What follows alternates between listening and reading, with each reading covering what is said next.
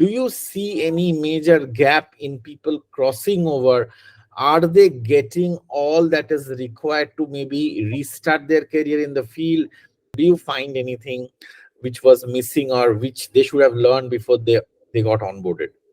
Yeah. So firstly, I think right now we are lucky to be part of the AI industry at this point of time, because it's in a great state, right? And the good part is that it's just a starting point. Means it will grow. So you have the step one, which is about business understanding, that business shoots and question. Then the data professionals, or basically whatever role you can call it, our job is to convert it into a more ML problem, right, or a data science problem, and then get it clarified for the business. So once the business and the data team is in the same plane, we start working. So then the next step is basically where you identify that, okay, this is a business problem. What are the data which are needed, right? So if suppose there are 10 features, or say it needs 50 features. Now, out of 50 features, how many are there in the data right now? Is it all 50? Is it 30? Is it 20? What exactly it is, right? And then based on that, if suppose there are certain parameters which are not available, then you try to see that where we can get it. If it is available, then it is well and good, right? So then you start working on cleaning the data, right? Because mostly the data are in the raw form. So this is when the data discovery or the data preparation comes into the picture.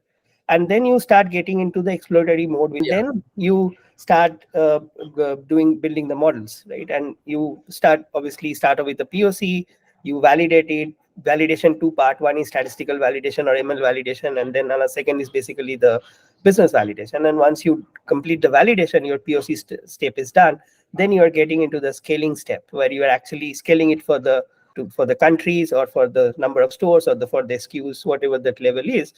And then finally you deploy it. And deploy means you just plug in the solution with some existing product, right? With what we call as a front end. Now in this cycle, the important things which I personally feel the gaps right now are, there are a lot of great data scientists who understand the algorithm and how to implement it. The first gap is about, I think, the scaling part, which I talked about, right? That, okay, the models are doing great on your laptop for a handful of, say, SKUs.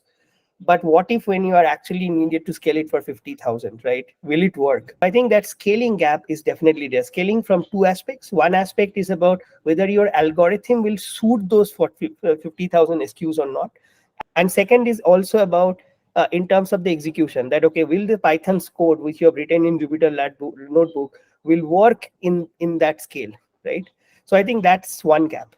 Second gap, which I personally feel, and which actually again relates to this gap as well, that when it's a problem solving part as well. Because what essentially happening, if you see, if you're solving for 10 SKUs versus 50,000, you have to break the problem. It's not one problem anymore, right? Because maybe the patterns are very, very different. So it may not be one solution for all, right? So we need to break it down into segments and then solve the problem for each segment. So the problem statement, how you actually break the problem, that skill set is also important. The third skill set, which I personally feel right now is lacking, is about the storytelling aspect. That because you can develop a great solution, but you need to convey and convince the business how to do it, right? So what happens is, typically the data scientist talks in their language, which business doesn't understand, and they feel that, okay, it may be a great thing, I'm not able to understand, so why will I adopt it? The storytelling part, keeping in mind the end customer or the end stakeholder. So I think these are the three major gaps which I have found. And if suppose the organization like SETU can address this problem, I think it will be great for people like us, because I think we'll get more and more finished data scientists.